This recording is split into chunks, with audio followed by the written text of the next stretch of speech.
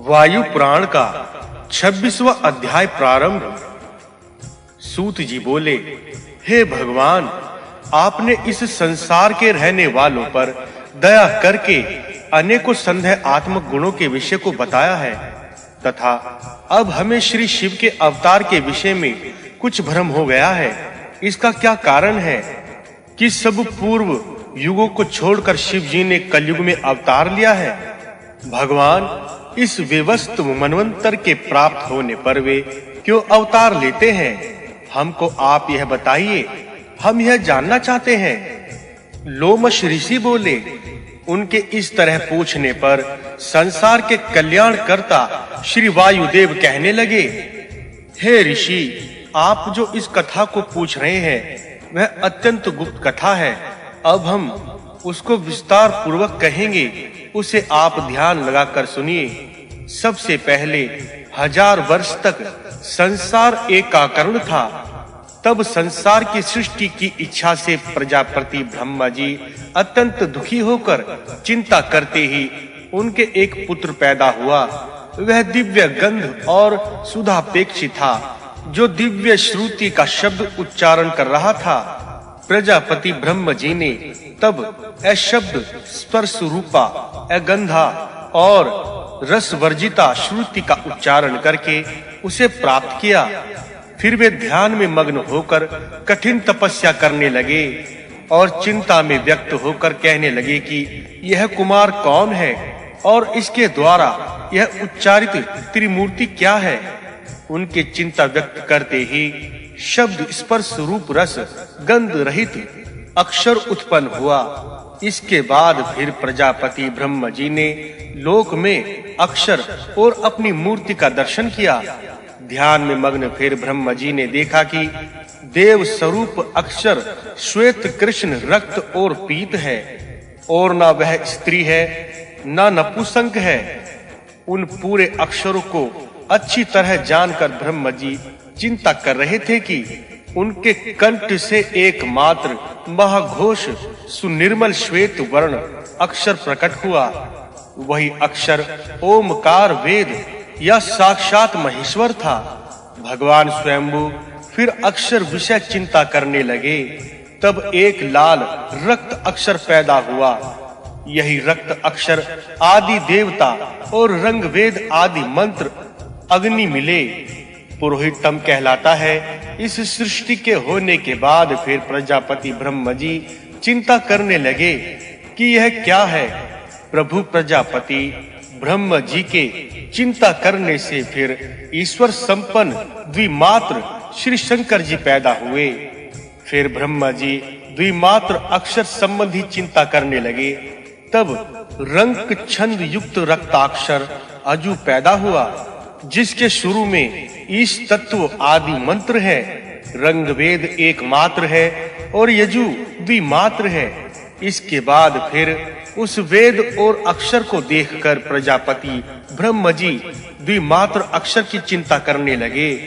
और फिर ब्रह्म जी के चिंता करने से ओमकार उत्पन्न हुआ। उसके बाद फिर ब्रह्म जी उस अविनाशी ओमकार अक्षर की चिंता करने लगे। इसके बाद फिर ब्रह्म जी ने एक पीत ऋचा को उत्पन्न किया। तब पितामह ने वेद को निकट देखकर ब्रह्मा संक्षिप्त त्रिवर्ण आत्मक ओमकार का त्रिसंध्या ध्यान करने लगे। यह ओमकार रूप अक्षर 3 वर्णों के संयोग से होने के कारण त्रिवर्ण लक्षाय लक्ष्य प्रदेश सहित त्रिक त्रिमात्रा त्रिपद त्रियोग और शाश्वत है।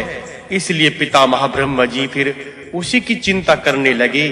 प्रजापति ब्रह्म जी ने उस तेजो राशि आत्म रूप ओमकार अक्षर को 14 मुंह वाला देखा।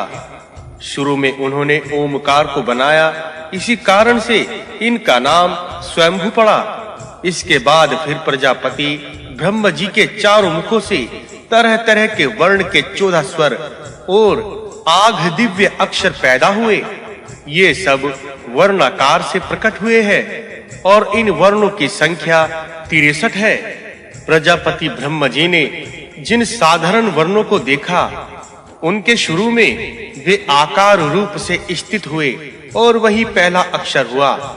उसके बाद उन 14 स्वरों में मनवंतर अधिपति दिव्य प्रधान 14 मनु पैदा हुए। अकार चतुर्दश मुख वाला ब्रह्मा ब्रह्मकल्प सर्ववर्ण और प्रजापति के रूप में प्रसिद्ध है। प्रजापति ब्रह्मा जी के मुख से पहले स्वयंभू मनु पैदा हुए।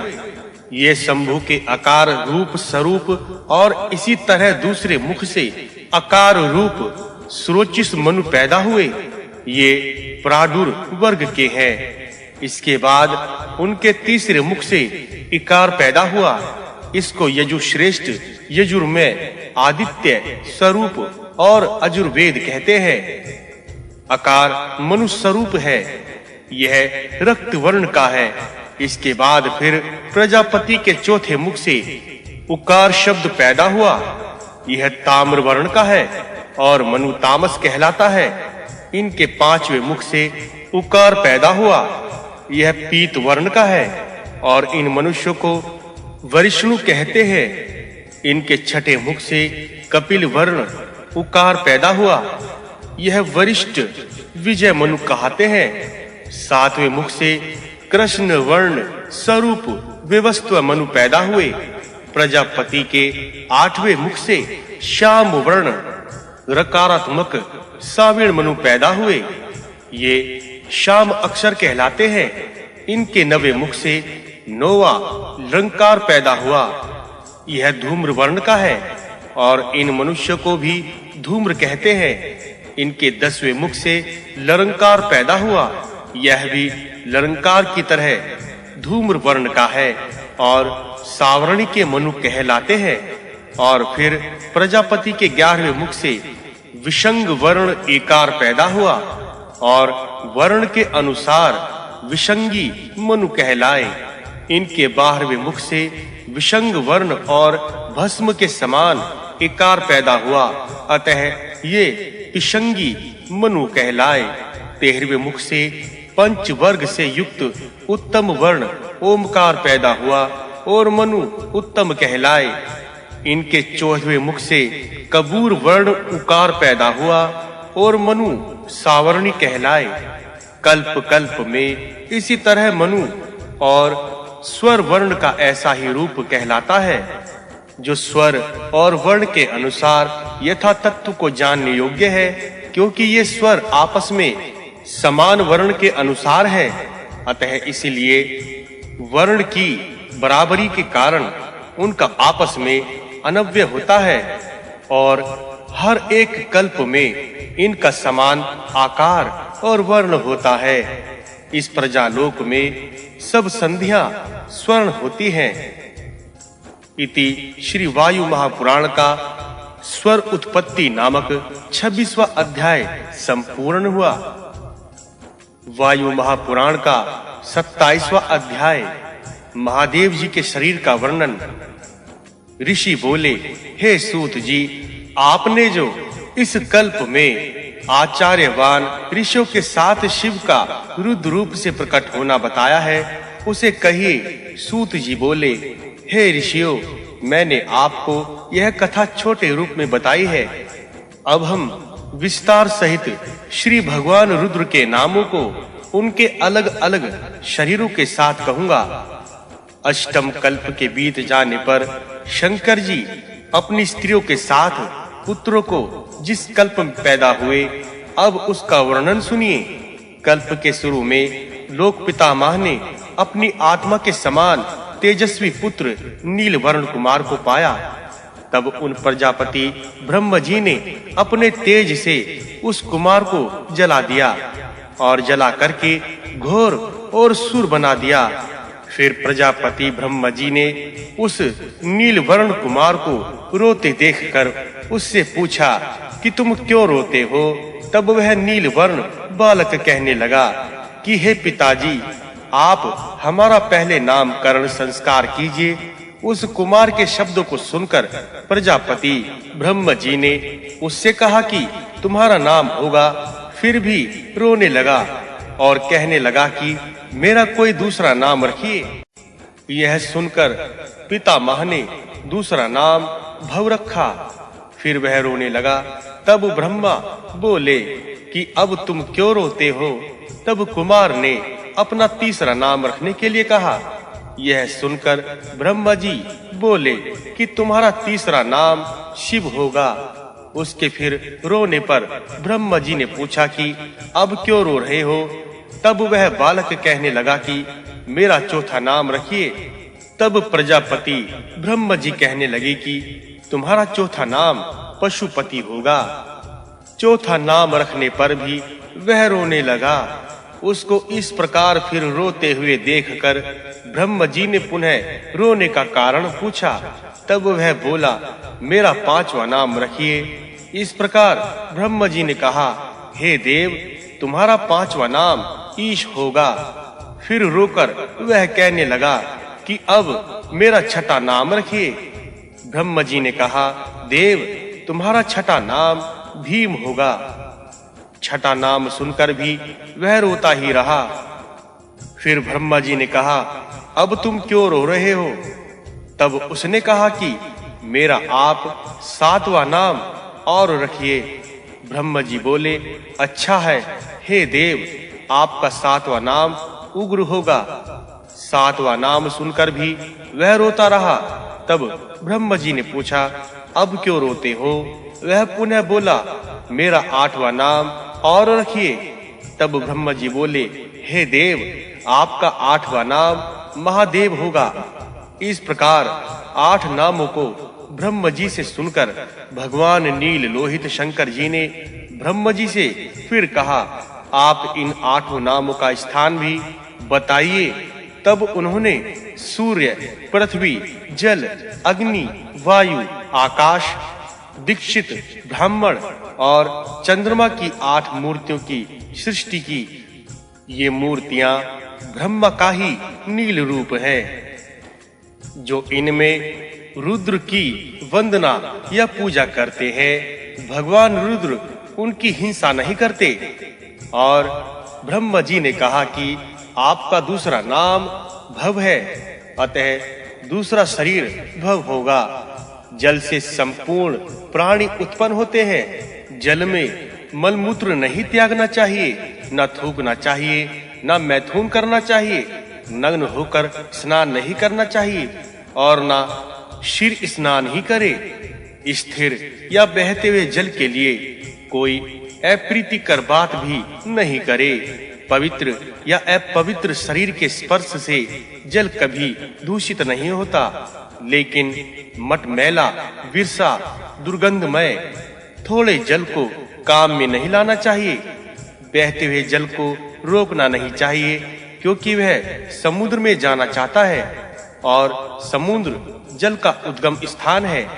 इस प्रकार जो जल को जानकर जल में रहता है उसकी भव सदा रक्षा करते हैं, उसकी हिंसा नहीं करते। ब्रह्मा जी बोले आपका तीसरा स्थान भूमि है, जहां आप तीसरे नाम सर्व से कहे जाकर निवास करेंगे। ज्ञानवान व्यक्ति को स्वच्छ स्थान में छाया में मलमूत्र का त्याग नहीं करना चाहिए। पहले पृथ्वी को सिर नवाकर प्रणाम करें, फिर घास फूस बिछाकर मलमूत्र को त्यागें। ऐसे आचरण वाले कि सब कभी हिंसा नहीं करते। फिर ब्रह्मा जी ने कहा कि हे प्रभु आपका चौथा नाम ईशान है। उस चौथे शरीर की चौथी मूर्ति वायु होगी। ऐसा कहते ही भगवान में प्राण अपान आदिक पंच वायु प्रवेश कर गए। जो विराट स्वरूप वायु की स्तुति करते हैं उनकी ईशान भगवान हिंसा नहीं करते। ब्रह्मा ने पुनः कहा है कि आपके 5वें नाम पशुपति की 5वीं मूर्ति अग्नि है। ऐसा उनके कहते ही अग्नि उनके शरीर के तेज में प्रवेश कर गया। तब से उनका अग्नि का नाम भी पशुपति पड़ गया। चंद्रमा सोम कहलाता है, उसकी आत्मा औषधियां है। जो विद्वान लोग इस तत्व को प्रत्येक पर्व के दिन हृदय में धारण करते हैं उनकी महादेव जी सदा रक्षा करते हैं, कभी हिंसा नहीं करते। इसलिए महादेव जी की वंदना करनी चाहिए, जिससे परम कल्याण होता है। सूर्य आदित्य दिन में और रात में चंद्रमा प्रजा की रक्षा करते हैं। सूर्य चंद्रमा जिस रात को एक ही स्थान पर निवास करते हैं उसको अमावस्या कहते हैं। अमावस्या को योग युक्त होकर रहना चाहिए, क्योंकि ब्रह्मा में नाम रूप के साथ सारा जगत व्याप्त है। वहीं अकेले सूर्य और चंद्रमा कहलाते हैं। प्रजागण सूर्य के प्रकाश रूप नेत्र से देखते हैं। अतः सहदेव सूर्य के मध्य स्थित होकर किरणों से जल को सींचते हैं। जो शरीर प्राण के साथ भूतों के शरीर में निवास करता है वही भगवान रुद्र की वायु रूप ईशानी मूर्ति कहलाती है। यज्ञ में दीक्षित ब्रह्मवादी ब्राह्मणों की वृत्ति उनकी उग्र मूर्ति है। उनका उग्र शरीर यजमान का रूप है। भगवान महादेव की अमृत आत्मा जलमय चंद्रदेव कहे गए हैं। रुद्र नाम वाले प्रभु की पत्नी सुवर्चला है और पुत्र शनिश्चर कहे गए हैं। जलात्मक भाव वाले शरीर की पत्नी को उषा कहा गया है। उसका पुत्र उष्णा कहा गया है। शर्व नाम की मूर्ति का नाम भूमि है। उनकी पत्नी विकेशी है और पुत्र का नाम अंगारक है। मंगल है। ईशान भगवान की पत्नी का नाम शिवा है। उनका पुत्र मनोजव है। पाशुपत नामक अग्नि की पत्नी स्वाहा है। उनका पुत्र स्कंद है। आकाश रूप भूमि की पत्नी दिशाएं है और स्वर्ग उनका पुत्र है। ब्राह्मणों से पूज्य उग्र नामक शरीर की पत्नी रोहिणी है। उसका पुत्र बुध है। इस प्रकार ये भगवान के नाम और शरीरों का वर्णन किया गया है। ये सब शरीर पूजनीय और नमस्कार करने योग्य है। पृथ्वी, जल, तेज, सूर्य, चंद्रमा, व्योम और दीक्षित ब्राह्मण वायु रूपी इन महादेव जी के प्रति जो जन भक्ति भाव प्रकट करता है वह निश्चय ही प्रजावान होता है। वही शिव सायुज्य को भी प्राप्त कर लेता है। इस प्रकार मैंने यह आप लोगों को महान यश को देने वाला गोपनीय शिव तत्व कहा है। इसके फल से मनुष्यों और चौपायों का मंगल हो। इन नामों के साथ आपको महादेव जी के शरीर का भी वर्णन किया गया है। अब इसके बाद मैं भृगु वंश का वर्णन करूंगा। इति श्री वायु महापुराण का महादेव जी के शरीरों के वर्णन का नाम का 27वां अध्याय संपूर्ण। वायु महापुराण का 28वां अध्याय प्रारंभ। ऋषियों के वंश का निरूपण। सूत जी बोले, भृगु के द्वारा ख्याति के गर्भ से 2 पुत्र उत्पन्न हुए। उनका नाम धाता और विधाता था। वे दोनों सुख दुख के स्वामी थे तथा असहाय प्राणियों को शुभाशुभ देखने वाले और मनवंतर बिहारी थे। उन्हीं की एक लोक भावनी चेष्टा बहन भी थी जिसका नाम श्री देवी था। वह श्री देवी नारायण को पत्नी रूप से प्राप्त हुई। उससे नारायण के बल और उत्साह नामक 2 पुत्र उत्पन्न हुए। इसके अलावा इस श्री देवी के वे सभी मानस पुत्र हैं जो दिव्यचारी हैं और जो पुण्य आत्माओं के लिए देवताओं के विमानों के चालक हैं। धाता और विधाता को आयाति और नियति नाम के 2 प्रसिद्ध कन्याएं ब्याही थी। उनसे उन्हें पांडु और मृकंडु नामक सनातन ब्रह्मकोश रूप 2 पुत्र उत्पन्न हुए। वे दोनों दृढ़व्रती थे। मृकंड से मनवस्वनी के गर्भ में मार्कंडे जी का जन्म हुआ था। मार्कंडे के मूर्धान्य से वेदराशि नामक पुत्र हुआ। फिर वेदराशि को पीवरी के गर्भ से अनेकों पुत्र जो वंश को बढ़ाने वाले थे उत्पन्न हुए। वे सभी मार्कंडे नाम से प्रसिद्ध हैं तथा ये सभी वेद पारंगत ऋषि हैं। पांडु के पुंडरिका के गर्भ से धुतिमान, धुतिमंती और सृजवान नामक 3 पुत्र हुए। उनके बीच छुतिमंत और सृजवान के पुत्र पौत्रों ने भार्गवों से परस्पर संबंध स्थापित किया। अब स्वयंभू मनु के बाद मरीचि के वंश का विस्तार से वर्णन करूंगा। मरीचि के स्वयंभूपति नामक पति से एक पुत्र पूर्णमास और कुष्टि तुष्टि त्विषा और अपचिति नामक 4 कन्याएं उत्पन्न हुई। पूर्णमास के सरस्वती के गर्भ से विरज और परवस नामक 2 पुत्र हुए। विरज के सुधामा नामक विद्वान पुत्र उत्पन्न हुआ। परवस के लोकपाल होने पर परवसा के गर्भ से यज्ञवास और कश्यप नामक धर्म निर्णायक और वंश को बढ़ाने वाले 2 पुत्र उत्पन्न हुए। अंगिरा ने स्मृति के गर्भ से भरत अग्नि और कीर्तिमान नामक 2 पुत्र उत्पन्न हुए। सिनवाली कुटु राका और अनुमति 4 कन्याएं भी उत्पन्न हुई। अग्नि के सहती से पर्जन्य नामक पुत्र उत्पन्न हुआ। कीर्तिमान ने धेनुका से वरिष्ठ और धृतिमान नामक 2 पुत्र को पैदा किया। वे दोनों ही आंगिरस श्रेष्ठ थे। इनको सहस्त्र पुत्र और पौत्र प्राप्त हुए। अत्रि के अनसुया से 5 पुत्र और 1 कन्या श्रुति नामक हुई। यह श्रुति शंखपाद की माता और प्रजापति कर्दम ऋषि की पत्नी थी। अनसुया के 5 पुत्रों का नाम सत्यनेत्र, हव्य, त्रयोमूर्ति, शनिश्चर और सोम थे। याक के बीत जाने पर ये 5 भी अत्रि के वंशधर भी लुप्त हो गए। प्रगति के गर्भ से पुयस्त को दत्ताली नामक पुत्र प्राप्त हुआ। ये ही स्वयंभू मनु के मनवंतर में पूर्व जन्म में अगस्त्य थे। उनके देवबाहु और विनित नामक 2 भाई थे। इनकी छोटी बहन सैद्वती अग्नि को ब्याही थी और पूर्जन्य की माता थी। पुलस्त के बड़े पुत्र का नाम दत्ताली था।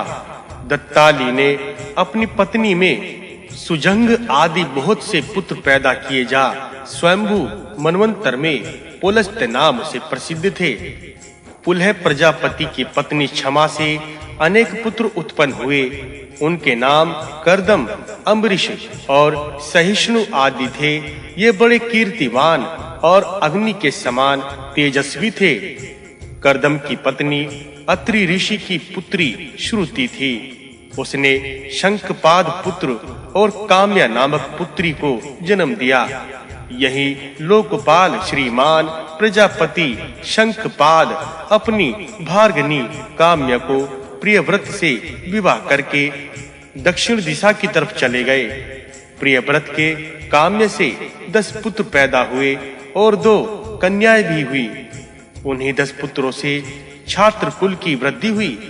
ऋतु को ऋतु तुल्य पुत्र पैदा हुआ जो उसके वंश को बढ़ाने वाला था।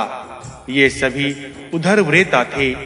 इनके ना भार्या थी न पुत्र ही थे।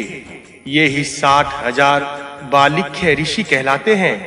ये दिवाकर सूर्य को घेर कर अरुण के आगे आगे स्तुति करके चलते हैं और प्रलय पर्यंत सूर्य के साथ रहते हैं। इनकी 2 बहनें पुण्या और आत्मा सुमति वाली और थी जा छोटी थी। ये दोनों ही पूर्ण मास के पुत्र परवस की पौत्र बध हुए थे। वशिष्ठ के ऊर्जा के गर्भ से 7 बेटे और 1 पुत्री उत्पन्न हुई। पुत्री का नाम पुंडरीका था। वह धुतिमान की माता तथा पांडु की प्रिय पत्नी थी। ईसा के गर्भ से विख्यात 7 वशिष्ठ उत्पन्न हुए जो रजपुत्र, अर्धबाहु, सवन, अधन, सुतपा और शुक्ल थे। यही सप्तऋषि कहलाते हैं।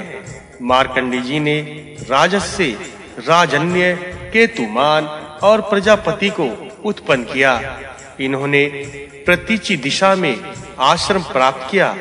महात्मा वशिष्ठ का वंश नाम के साथ-साथ स्वयंभू मनवंतर में लोप हो गया। अब अग्नि वंश का विस्तार सुनिए। इति श्री वायु महापुराण का ऋषि वंश वर्णन नामक 28वां अध्याय संपूर्ण। वायु महापुराण का 29वां अध्याय प्रारंभ। अग्नि वंश का वर्णन। ब्रह्म जी के मानस पुत्र श्रीमान स्वयंभू मन के समय में और भी जो उनके क्रोधी मावस पुत्र अग्नि पैदा हुए, अतः अग्नि के द्वारा स्वाहा से 3 पुत्र पैदा हुए। पावक, पावमान और शुचि उनके नाम थे। मंथन से निकली अग्नि को पवमान कहते हैं। सूर्य किरण से निकली अग्नि शुचि कहलाती है तथा वेदत अग्नि को पावक कहते हैं। इनके रहने का स्थान भी यही है। पवमान के पुत्र का नाम कव्यवाहन था और पावक के पुत्र का नाम सहरक्ष था तथा शुचि के पुत्र का नाम हव्यवाह था। देवताओं के अग्नि हव्यवाहन है, पितरों की अग्नि कव्यवाहन है तथा असुरों की अग्नि सहरक्ष है। अतः इस तरह इन तीनों की ये 3 अग्नि है। इनके 49 पुत्र आदि हैं। अब इनकी कथाओं को अलग-अलग विस्तार से कहेंगे। सबसे पहले प्रजापति ब्रह्म जी के लौकिक अग्नि वेदुत नाम के पुत्र पैदा हुए और इनके भी ब्रह्मोद नामक अग्नि नाम के पुत्र पैदा हुए। आगे चलकर जिनका नाम भरत हुआ, उनके तेज और जल के रस को काव्य रूप से वेश्व वानर मुख कहते हैं।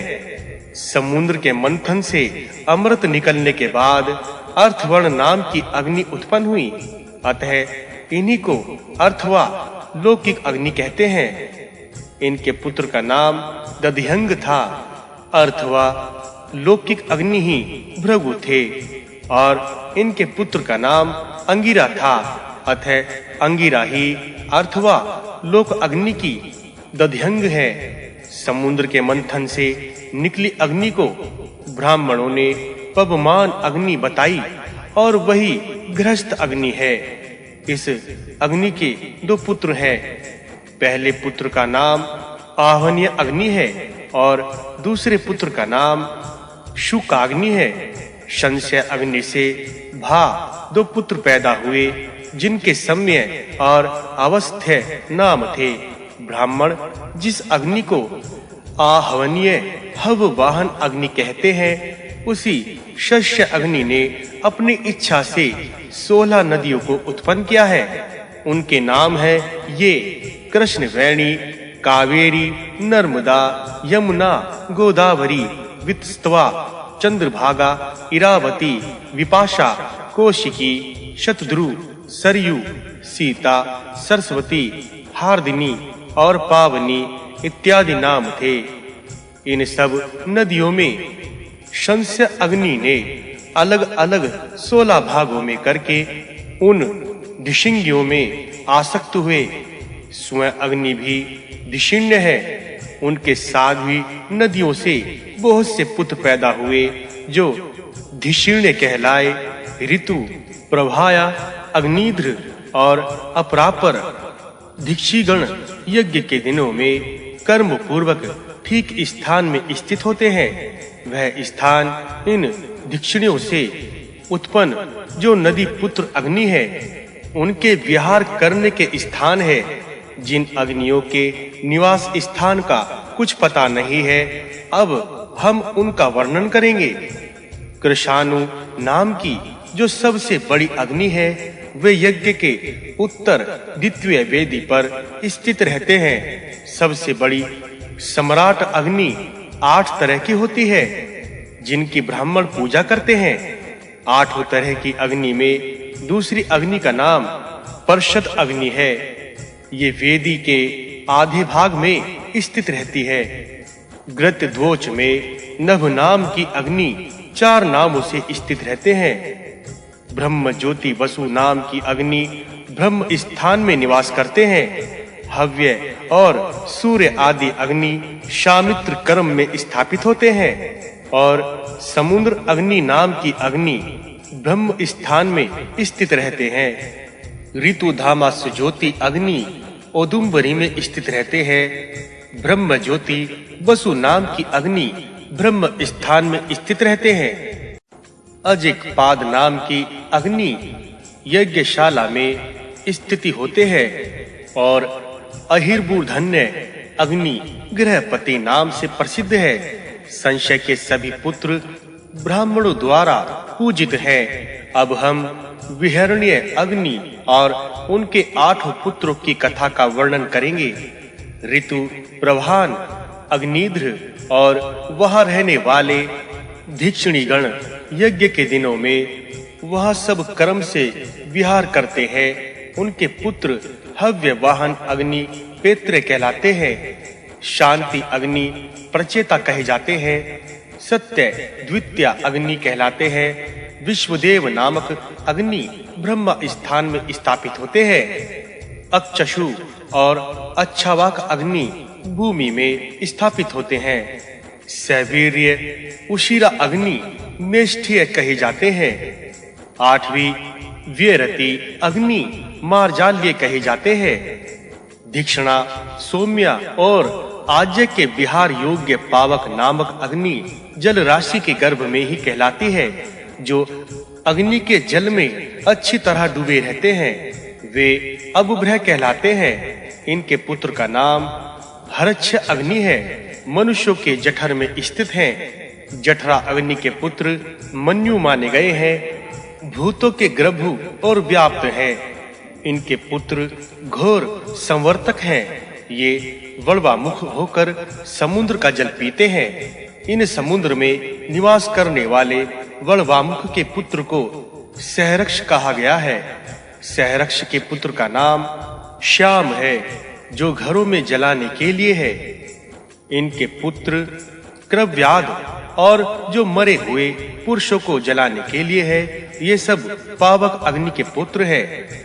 शुचि सोरी अग्नि गंधर्व और असुरों से अग्नि मंथन करने से प्रदीप्त हुए थे। आयु नामक भगवान अग्नि पशुओं के शरीर में निवास करते हैं। इनके पुत्र का नाम महिमान है। इनके पुत्र शाबान हुए जो अग्नि पाक यज्ञ में होते हैं। वे सवन नाम से पुकारे जाते हैं। सवन के पुत्र का नाम है अद्भुत। अद्भुत के पुत्र को महाविविच कहा गया है। ये प्रायश्चित होम में हुत का भक्षण करते हैं। इन विविच के पुत्र अर्क हैं और अर्क के पुत्र अनिकवान वासरजवान रक्षोहा पितृकृत और सुरभि है। ये सब स्वर्ण के रंग में सुरभि अग्नि धन रत्न आदि में ज्योति रूप से निवास करते हैं। ये संख्या में 14 हैं और ये सब पवित्र अग्नि ही संतान है। इनको वहील भी कहा गया है और यज्ञ में काम आते हैं। ये सभी बीते हुए शंभु मनु के समय आदि सर्ग में आम देवों के साथ समाप्त हो गए हैं। ये सब चेतन अचेतन सब प्राणियों में व्याप्त है। पूर्व मनवंतर के बीत जाने पर प्रथम मनु के समय में पुण्यवान याम देवों के साथ रहते थे। इस प्रकार मैंने यह स्थानधारियों का वर्णन किया है। आने वाले तथा बीते हुए सभी काल में अग्नियों के लक्षण इसी प्रकार कहे गए हैं। ये सब तपस्वी अवभृत प्रजाओं के प्रति और ज्योतिषमान है। स्वारोचिस मनु से लेकर सावरणी मनु के समय तक सातों मनवंतर ये अनेक प्रयोजनों से वर्तमान देवों के साथ निवास किया करते हैं तथा अनागत अग्नि अनागत देवों के साथ निवास करते हैं। इस तरह हमने अग्नियों का वर्णन किया है। अब पितृश्वरों के वंश का वर्णन करेंगे। वायु महापुराण का 29वां अध्याय संपूर्ण। वायु महापुराण का 30वां अध्याय प्रारंभ। दक्ष शाप वर्णन। सूत जी बोले, प्रजापति ब्रह्म जी जब स्वयंभू मनवंतर में सबसे पहले प्रजा की सृष्टि करने लगे तो सबसे पहले जल की सृष्टि पैदा की, फिर देवताओं की, फिर राक्षसों की तथा फिर मनुष्यों की सृष्टि पैदा की। ब्रह्म जी से पितरों की उत्पत्ति हुई जो अपने पिता की ही तरह समझते थे। प्रजापति ब्रह्म जी ने देवताओं, असुरों और मनुष्यों को देखकर कहा है कि हम तुम्हारे सभी पिता के समान हैं। उसी समय 6 ऋतुओं की उत्पत्ति हुई है। इन्हीं ऋतुओं को पितर कहते हैं। वेदों का कथन है कि वसंत ऋतु पितृदेव है। ये प्रारंभता पैदा होते हैं। इनके अग्निश्वाता और बहिष्टु नाम है। इनमें किसी के नाम ग्रह, मेधि और यज्ञ न करने वाले हैं। अग्नि से संबंध न रखने वाले अग्निश्वाता नाम के हैं। यजवा और सोमपीथी हैं। वे बहिष्र्त पितर अग्निहोत्री माने जाते हैं। शास्त्रों का कहना है कि ऋतुदेव ही पितृदेव है। चैत्र, वैशाख रस, ज्येष्ठ, आषाढ़, ग्रीष्म, श्रावण, भादो, जीव, कवार, कार्तिक, सुधा, अगहन, पोष, मन्यु, माघ, फाल्गुन, घोर, शिशिर माने जाते हैं। 6 ऋतुओं की महीने के अनुरूप यही समय की स्थिति है। ये ऋतुगण चेतन और अचेतन कहे जाते हैं। ब्रह्म जी के अभिमानी युग ऋतुदेव कहे जाते हैं। मास के आधे समय में ऋतुगण आर्तव रूप में बदल जाते हैं और ठीक स्थान पर एक जगह होने के कारण स्थान अभिमानी कहे जाते हैं। मास, ऋतु, संवत्सर, अयन आदि अपनी स्थिति में अभिमानी काल के अंग है। निमेष कला, काठ्य, मुहूर्त और रात दिन इत्यादि काल की स्थिति में स्थान अभिमानी कहे जाते हैं।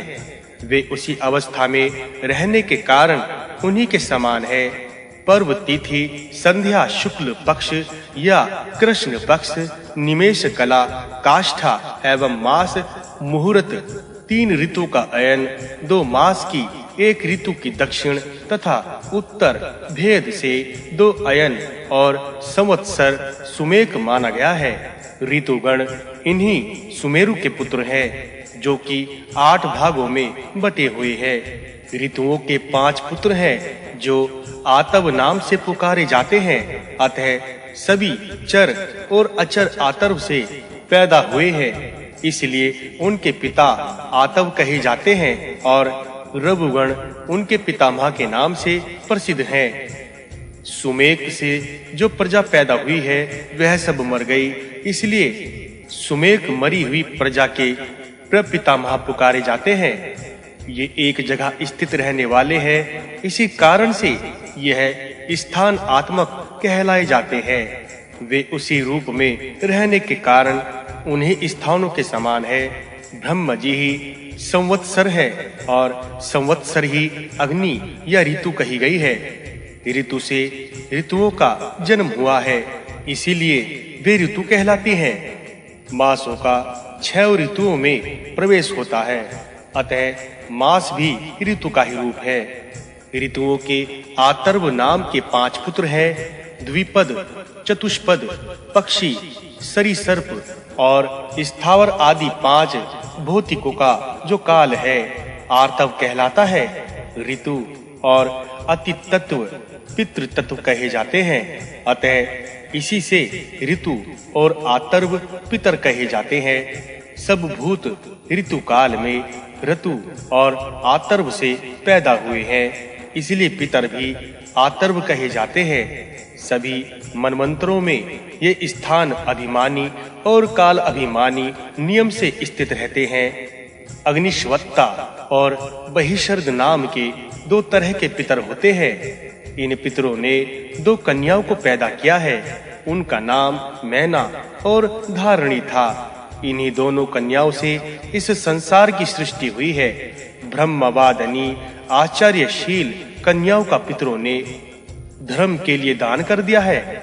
मैना अग्निश्वत्ता की मानस पुत्री थी और धारणी बहिर्षद की मानस पुत्री थी। सोमपीथी बहिर्षद ने अपनी कन्या धारणी का विवाह मेरु के साथ कर दिया और अग्निश्वत्ता ने अपनी कन्या मैना का विवाह हिमालय के साथ कर दिया। अब हम उनके पुत्रों की कथा का वर्णन करेंगे। हिमालय की पत्नी मेना से मेनाक नामक पुत्र पैदा हुआ। उसके गंगा नामक एक पुत्री भी पैदा हुई, जो लवण सागर को ब्याही गई थी।